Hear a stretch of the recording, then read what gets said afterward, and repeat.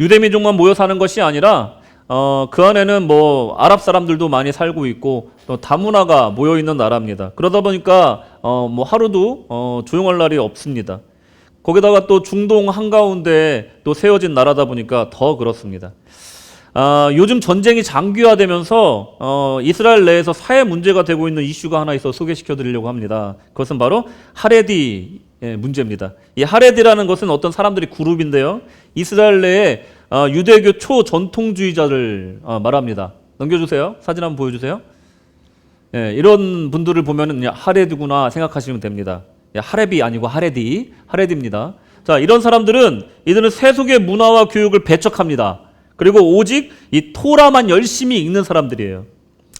하레디 여성들은요, 어려서부터 아무런 교육을 받지 않습니다. 기본적인 뭐 덧셈 뺄셈 뭐 나누기 곱하기 정도만 배우고 뭐 글 읽는 정도만 배우고 이제 10대 후반이 되면 조혼을 해서 시집을 가고요. 아기를 낳고 기르는 일을 합니다. 그리고 일하지 않는 남편을 대신해서 일을 하면서 평생 사는 그런 삶을 살게 됩니다. 요즘 같은 21세기에 이렇게 사는 사람이 있을까 싶지만 실제로 있습니다. 이들은 정부에서 보조금을 받고 병역을 면제받습니다. 이들의 출산율은 우리 대한민국의 출산율이 0.7%인데 이 사람들은 7.0이 넘습니다.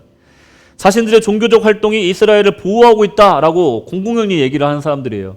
내가 이렇게 토라를 매일 열심히 읽고 연구하니까, 그리고 매일 우리가 기도하니까 너희들이 이렇게 잘 살 수 있는 거니까 우리를 지원해라 하고 공공연하게 얘기를 하는 사람들이 이 하레디들입니다.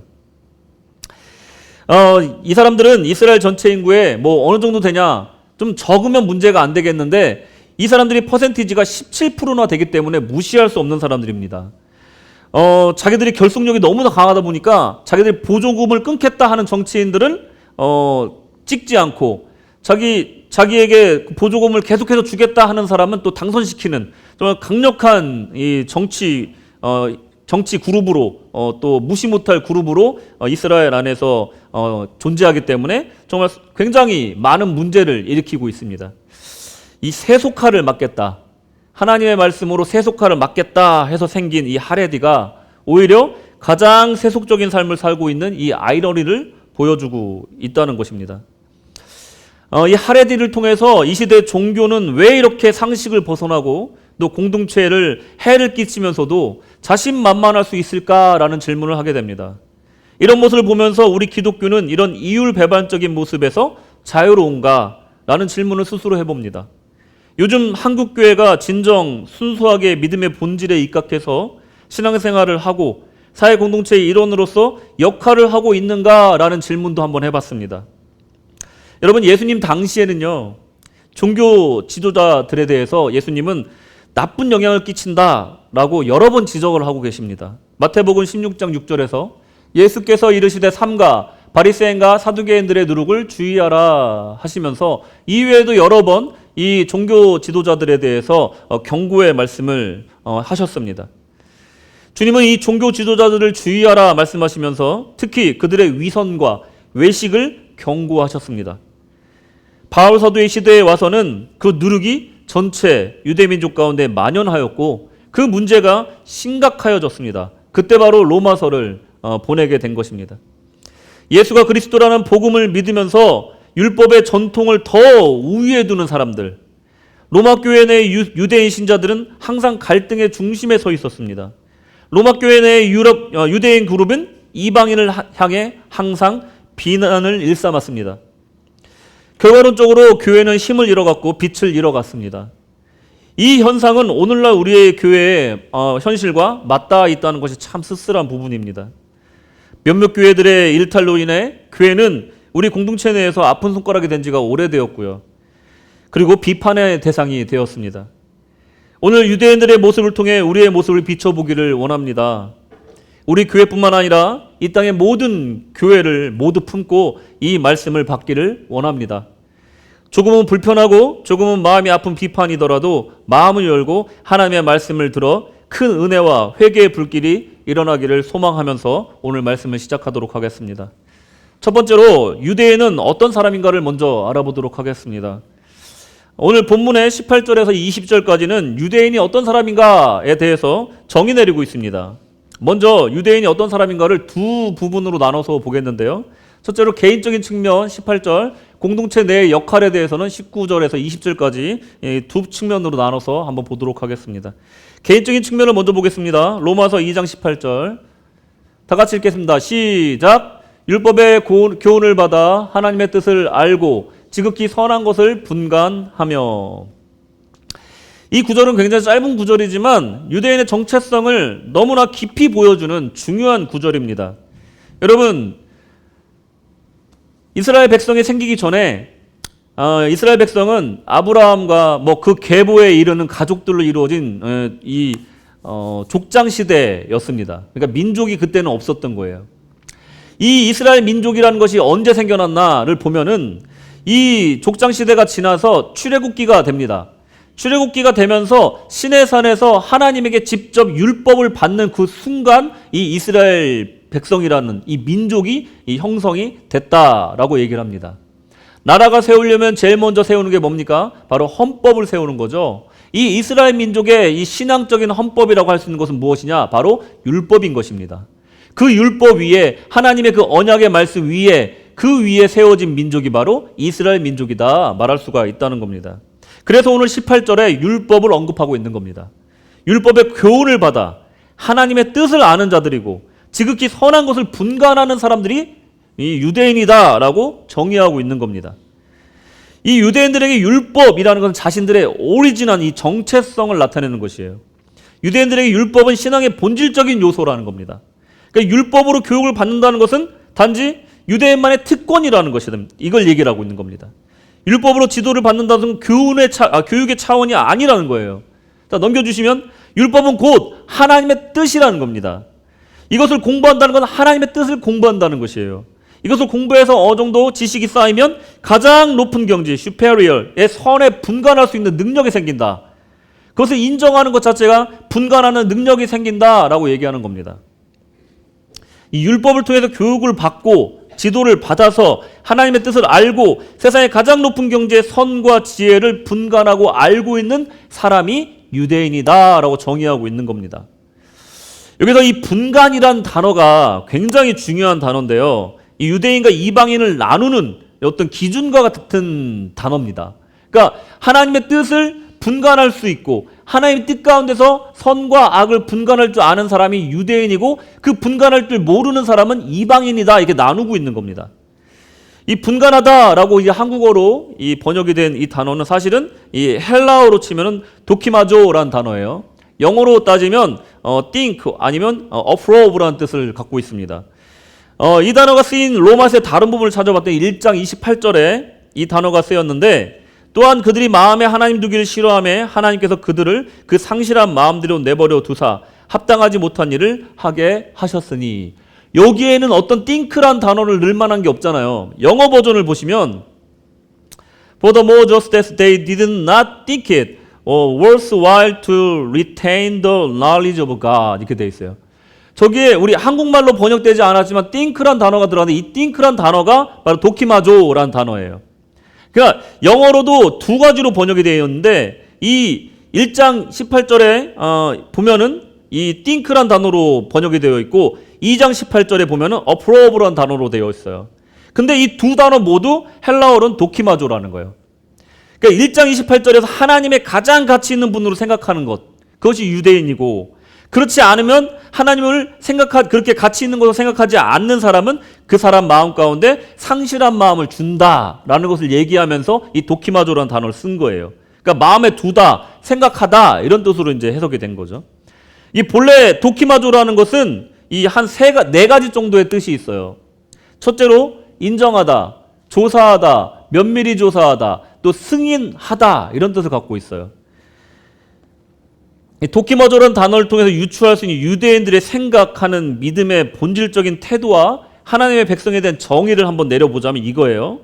하나님을 최고의 가치로 생각하고 그리고 인정하고 승인하는데 거기서 머물지 않고 하나님의 뜻을 면밀히 조사하고 공부하는 사람들을 유대인이라고 한다라고 정의할 수가 있다는 거예요. 그러니까 하나님에 대해서 열심히 조사하고 공부하고 그 뜻을 인정하고 그것을 조사하는 가운데 그것을 내 마음에 승인하는 사람들 그게 바로 유대인이다라고 이 사람들은 정의하고 있는 겁니다. 이게 바로 이제 개인적인 측면에서의 유대인의 정의입니다. 자, 그렇다면 공동체 내에서의 역할은 무엇이냐? 두 번째 공동체 내에서의 역할을 보면은 19절, 20절을 보시겠습니다. 맹인의 길을 인도하는 자요, 어둠에 있는 자의 빛이요, 율법에 있는 지식과 진리의 모본을 가진 자로서 어리석은 자의 교사요, 어린아이의 선생이라고 스스로 믿으니, 율법을 지키는 모본이 되고 보지 못하는 자와 어둠 속에 있는 자들의 길잡이고 빛이며 어리석은 자들에게 가르치는 교사이며 어린아이의 선생이라고 믿는다는 겁니다. 이 유대인들의 자부심이 느껴지는 이 말씀이라는 거예요. 이 공동체 내에서도 굉장히 교사의 위치, 어떤 인도자의 위치에 있는 자들이 이 만방 열방 국가들 중에서도 이 이스라엘이라는 나라가 그런 역할로 부르심을 받았다라고 생각하는 것이 이들의 정의라는 겁니다. 그럼 두 번째 단락으로 넘어가서 이렇게 영적이고 하나님을 경외하는 것을 중요하게 생각한 유대인들은 이 성경 곳곳에 비난과 책망을 받게 되는데 왜 그럴까? 그걸 좀 살펴보겠습니다. 이사야서 1장 2절 4절을 보시겠습니다. 교독하겠습니다. 제가 먼저 읽겠습니다. 하늘이여 들으라, 땅이여 귀를 기울이라. 여호와께서 말씀하시기를 내가 자식을 양육하였거늘 그들이 나를 거역하였도다.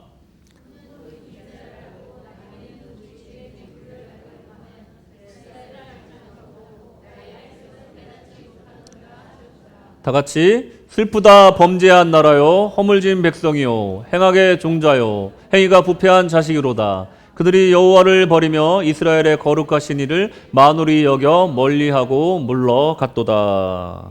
아멘. 정말 무서운 말씀입니다. 네. 정말 마음이 아픈 말씀이에요. 이스라엘 백성은 유구한 역사 속에서 하나님을 수없이 배반하고 범죄하였습니다. 하나님의 마음속을 시커멓게 만든 장본인들이 바로 이스라엘 백성이었다는 거예요. 불순종과 배은망덕의 역사는 이루 헤아릴 수가 없는 또한 그런 민족이라는 겁니다. 신약 시대에서도 그들에 대한 비판은 사그라들지가 않습니다. 이들의 이 완고하고 고집스러움, 급기야 메시아를 인정하지 않고 십자가에 죽인 사건으로 절정에 이르게 된다는 거예요. 왜일까요? 왜 이 민족은 이렇게 완고하고 고집스러울까요? 그리고 왜 이렇게 비판을 받는 걸까요? 유대인의 어떤 모습이 오늘 본문의 사도 바울에게까지 비판을 받는 지경에 이르게 했을까? 20절 끄트머리에 보시면 석연치 않은 단서가 하나 붙어 있습니다. 스스로 믿으니 라는 단서가 붙어 있는 거예요. 앞에 수많은 좋은 정의들이 나왔어요. 율법의 교훈을 받았고 하나님의 뜻을 알고 지극히 선한 것을 분간할 줄 알며 맹인의 길을 인도하는 자요, 어둠에 있는 빛이요, 율법에 있는 지식과 진리의 모본이 되고 또 어리석은 자의 교사여, 어린아이의 선생이다라고 자기들을 스스로 정의하는데 그 뒤에 바울 사도는 뭐라고 얘기하냐면 스스로 그렇게 믿는다라고 얘기하고 있는 거예요. 이게 바로 비판받은 원인입니다. 우리의 율법을 배운 사람이고 이를 통해 하나님 뜻을 알고 지극히 높은 경지의 선함을 분간하고 인정하고 생각하고 면밀히 조사하고 공부한 자들이고 세상에서 헤매고 다니는 맹인 같은 사람들, 죄와 선을 분간 못하는 이들에게 인도자요 빛이며 우리는 세상 사람들의 선생이고 모범이다 라고 얘기하고 있다는 거예요. 스스로. 이 모든 정의와 생각은 유대인 스스로 생각이라는 거예요. 누가 들으면 그건 네 생각이고 라고 말할 수밖에 없다는 거예요. 하나님을 믿는 것 자체를 자랑하고 있는 것을 말합니다. 로마서 2장 17절에 보시면 유대인이라 불리는 내가 율법을 의지하며 하나님을 자랑하며, 부정적인 의미로 자랑한다는 것은요, 뽐내다 뭐 이런 거예요. 또 떠벌리다 이런 뜻을 갖고 있습니다. 왜 그들이 자체평가와 그들의 생각과 달리 유대인들은 비판을 받고 있는지 이유를 본문에서 설명하고 있어요. 이렇게 거룩한 사람이고 영적인 사람들이 왜 비판받고 있는가에 대해서 본문에서 설명하는데 21절, 22절에 보시면 그러면 다른 사람을 가르치는 내가 내 자신을 가르치지 아니하느냐? 도둑질하지 말라고 선포하는 내가 도둑질하느냐? 간음하지 말라 하는 내가 간음하느냐? 우상을 가증히 여기는 내가 신전 물건을 도둑질하느냐? 아주 아픈 말이에요. 한마디로 표리부동하다는 겁니다. 겉과 속이 다르다는 거예요. 언행의 일치가 없다는 겁니다. 성경에서 이것을 외식이라고 부릅니다. 일반적으로 이것을 위선이라고 부릅니다. 위선이라는 것은 뭐냐면요, 실제 감정이나 동기를 감추고 내 진심을 감추고 자신이 품지 않은 신념과 의견을 자기 것인 양 연기하는 사람이다 라고 정의하고 있어요. 헬라어에서도요, 이 외식하다라는 단어, 위선자라는 단어는요, 그냥 똑같은 단어로 배우라는 단어가 있어요. 그러니까 이 단어가 위선자와 배우, 영국 배우 같은 단어라는 거예요. 그리스 사람들은요, 이 단어를 똑같은 단어로 쓰고 있어요, 지금도. 무슨 말입니까? 외식하는 자, 위선자는요, 연기하는 사람이라는 거예요. 나는 실제로 그런 사람이 아니야. 나는 군대도 안 가본 사람인데 영국 속에서는 나는 장군의 역할을 하고 있는 거예요. 나는 정말 선한 사람이 아닌데 그 영국 속에서는 나는 정말로 선하고 거룩한 사람의 주인공으로 그곳에서 정의를 실행하는 그런 사람으로 연기를 하고 있는 거예요. 그런 것을 위선이고 외식이라고 얘기한다는 겁니다. 그렇다면 사람들은 왜 외식과 위선을 하는가? 5가지로 이유를 말씀드리겠습니다. 하나님보다 사람들의 눈을 먼저 의식하기 때문에 그래요. 타인으로부터 영광과 칭찬을 받고자 하기 때문에 그렇습니다. 마음이 하나님으로부터 멀리 떠났기 때문에 그렇습니다. 그 마음에 간사함과 악함과 불의가 충만하기 때문에 그래요. 마지막으로 믿음을 배반한 사람이 외식하고 위선을 하게 된다는 겁니다. 이 이유를 5가지를 보면 한마디로 말씀드리면 뭐냐면, 진실되지 못한 이 이유는 바로 하나님을 경외하지 않고 두려워하지 않기 때문에 이 일을 뻔뻔하게 진행하고 있다는 겁니다. 외식과 위선을 하게 된다. 이것은 정말 무서운 죄라는 겁니다.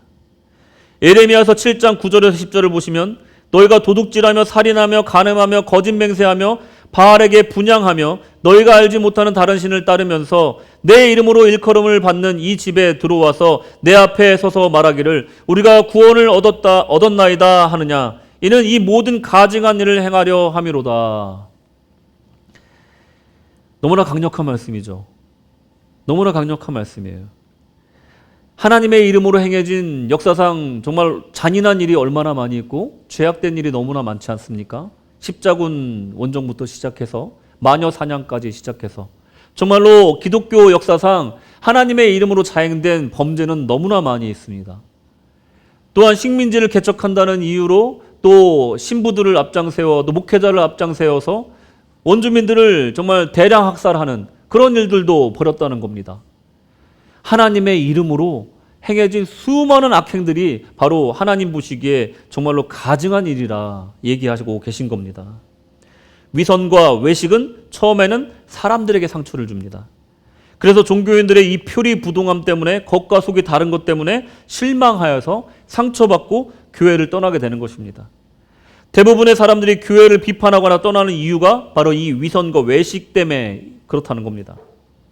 호세아서 6장 6절에 보시면 나는 인애를 원하고 제사를 원하지 아니하며 번제보다 하나님을 아는 것을 원하노라. 성대하고 거룩한 제사와 예배를 쉬지 않고 올려드린다 하여도 하나님이 진정 원하는 것이 무엇인지 모른다면 이것은 믿음의 본질을 놓치고 있다는 겁니다. 교회에서 나오는 종교적인 행위에만 만족한다면 진정 그 예배를 통해 하나님께서 그 백성들과 친밀한 소통을 원한다는 이 본질을 놓친다는 거예요. 하나님께 가장 가까이 있어 보이는 이 표면적인 그리스도인들이 사실상 가장 가까운 곳에 서서 하나님을 등에 등지고 서서 세상을 향해서 팔을 뻗고 자신들의 거룩함을 자랑하고 있다는 것입니다. 가까이 있지만 주님을 바라보지 않는 그런 신앙이 바로 표면적인 신앙이라는 겁니다. 유대인들이 비판하는 것이 바로 유대인들이 비판받는 이유가 바로 이 위선과 외식 때문이라는 겁니다. 오늘을 사는 이 기독교인들, 교회가 마음에 두고 간직해야 하는 이 경계의 말씀인 줄로 받으시기 바랍니다. 세 번째로 이 위선과 결과는 하나님을 모독하는 결과로 이어진다는 거예요. 23절, 24절. 율법을 자랑하는 내가 율법을 범함으로 하나님을 욕되게 하느냐. 기록된 바와 같이 하나님의 이름이 너희 때문에 이방인 중에서 모독을 받는도다.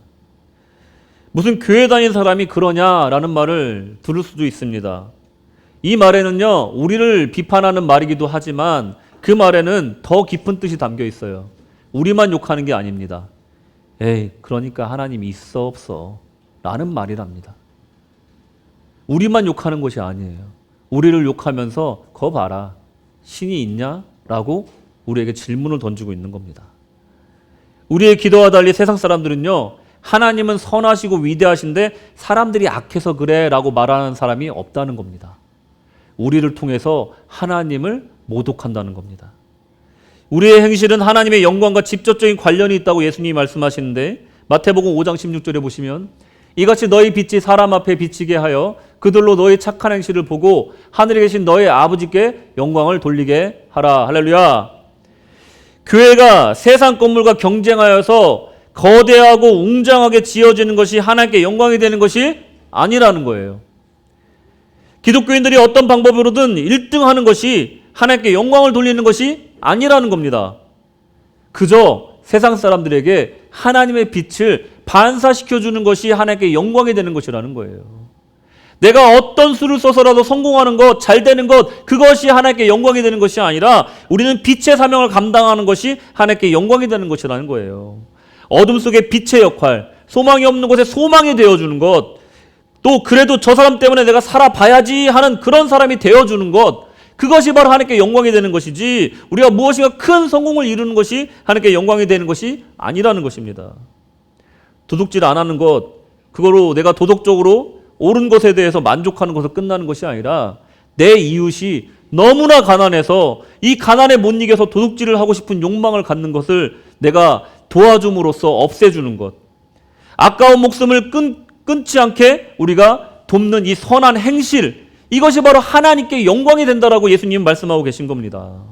여러분, 그래도 이 벨모아에 저 구세군 교회가 있어서 참 좋다, 이런 말을 들어야 될 줄로 믿습니다. 이런 말이 나오면 하나님께 영광 받으시고 전도의 문도 열어주신다는 것을 믿으시기 바랍니다.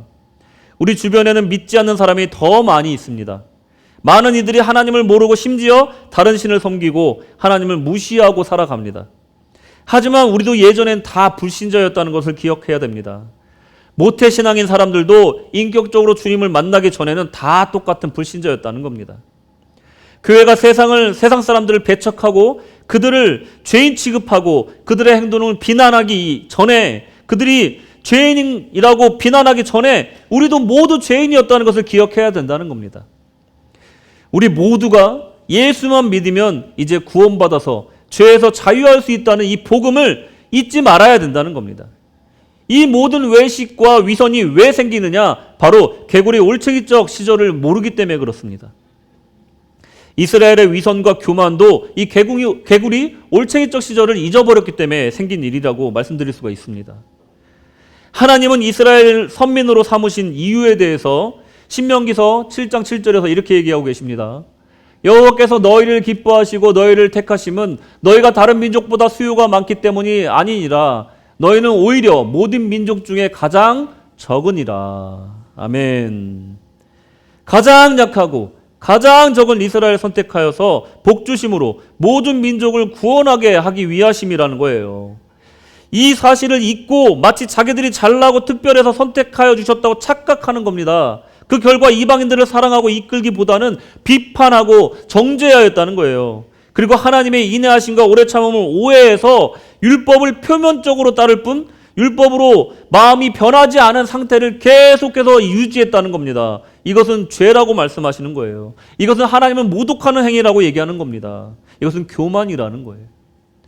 율법을 주문처럼 읊조리고 그것을 매일 공부하고 읽고 듣는 자가 하나님 앞에 의인이 아니라 훌륭한 신자가 아니라고 말씀하시는 겁니다.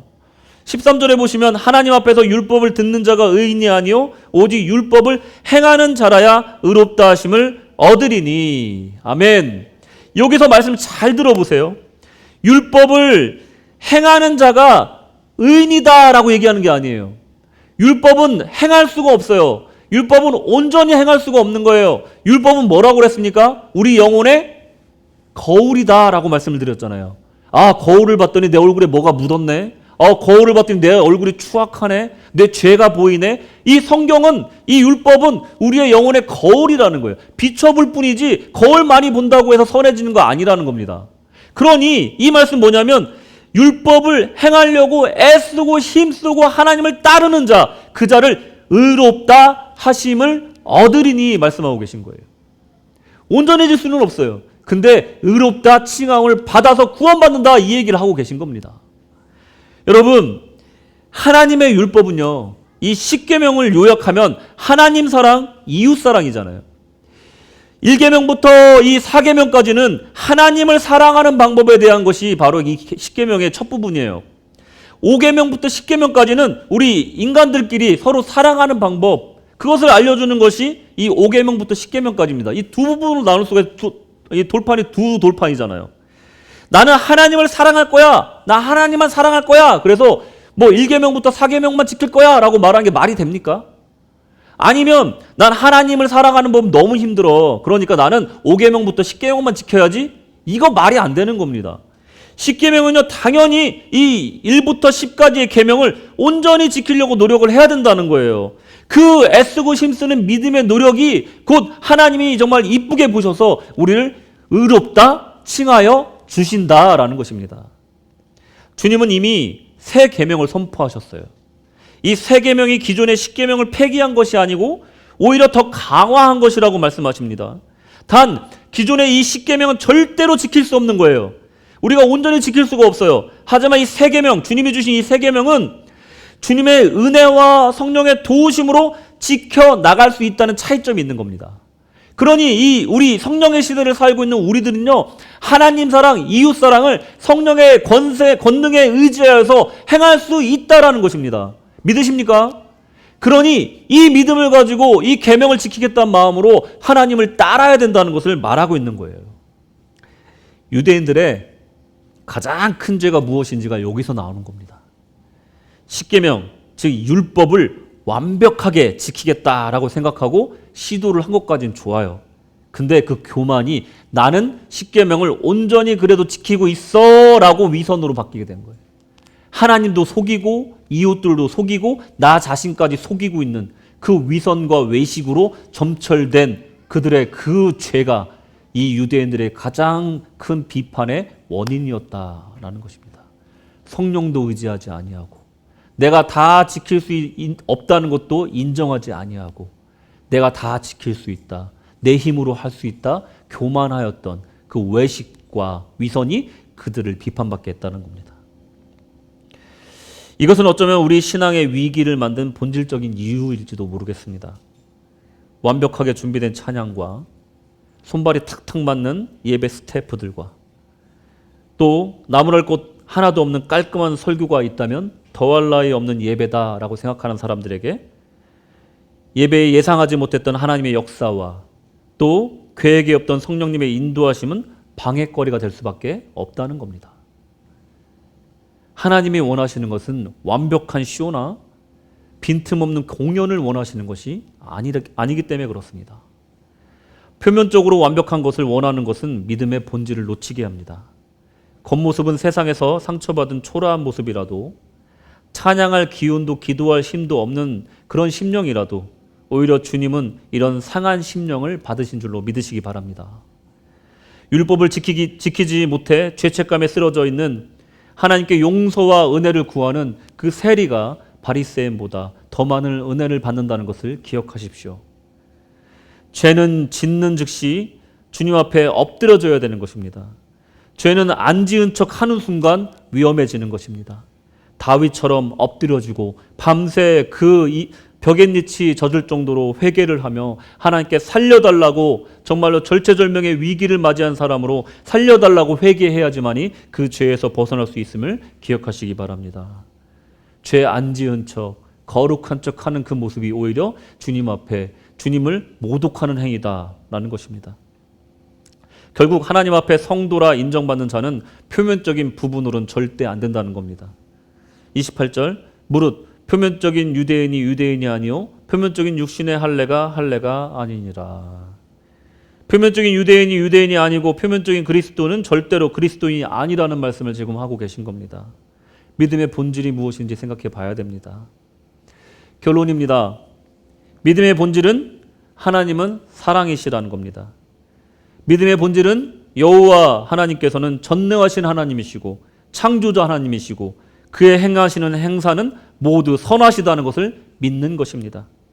이것을 믿지 않은 이스라엘 백성들은 하나님의 전능하심과 그의 선하심을 믿지 않은 이 이스라엘 백성들은 표면적으로 볼품없는 나사렛 예수가 무슨 메시아냐라고 스스로 판단해 버렸습니다. 종교적 완벽주의로 결국 메시아를 죽이기까지 했습니다. 결과적으로 하나님을 정면으로 대적하였습니다. 이것이 바로 종교의 위선과 그 외식이 또 그 거짓이 결과입니다. 믿음의 본질은 하나님이 사랑이라는 것입니다. 우리가 얼마나 하나님을 사랑하는가, 이것이 믿음의 본질인 줄로 믿으시기 바랍니다. 그 어떤 이방인도 하나님의 사랑으로 사랑할 수 있어야 합니다. 그 어떤 죄인도 하나님의 사랑으로 품을 수 있어야 합니다. 이것이 믿음의 본질입니다. 로마 교회에는 유대인과 이방인이 아닌 하나님의 사랑하는 자녀들만이 있었다는 것을 기억하십시오. 오늘날 교회에도 진보도 아니고 보수도 아닌 하나님의 자녀만이 있음을 잊지 마시기 바랍니다. 교회는 이방인도 유대인도 아닌 그저 하나님의 백성만이 존재함을 믿으시기 바랍니다. 믿음의 본질은 그 하나님의 사랑을 내 삶에 누리는 것이고 그 사랑을 나누는 것입니다. 유대인과 이방인의 장벽을 넘어 서로 사랑하는 것, 그것이 바로 믿음의 본질입니다. 요한일서 3장 18절, 자녀들아 우리가 말과 혀로만 사랑하지 말고 행함과 진실함으로 하자. 종교적인 예식과 행함 없는 말은 믿음이라 할 수 없다는 겁니다. 사랑의 행함과 진실함만이 본질적인 믿음이라 할 수 있습니다. 오늘 여러분이 속한 곳에서 예수의 이름으로 성령의 능력으로 사랑을 실천하시기 바랍니다. 하나님께 영광이 될 줄로 믿습니다. 할렐루야. 병든 자, 갇힌 자, 외로운 자, 가난한 자들에게 교사가 되기보다 함께 울고 함께 사랑을 나누는 이웃이 되어 주십시오. 저 하나님 믿는 사람이 있어 내가 오늘을 산다. 저 사람이 믿는 예수라면 나도 믿고 싶다. 나도 저 사람이 다니는 교회에 함께 나가고 싶다 라는 말을 듣는다면 얼마나 우리 신앙생활이 행복하고 기쁠까요? 이 삶을 살아야 될 줄로 믿습니다. 이것은 바로 하나님께 영광을 돌리는 일이기 때문에 그렇습니다. 이런 삶을 살게 해주실 줄로 믿습니다.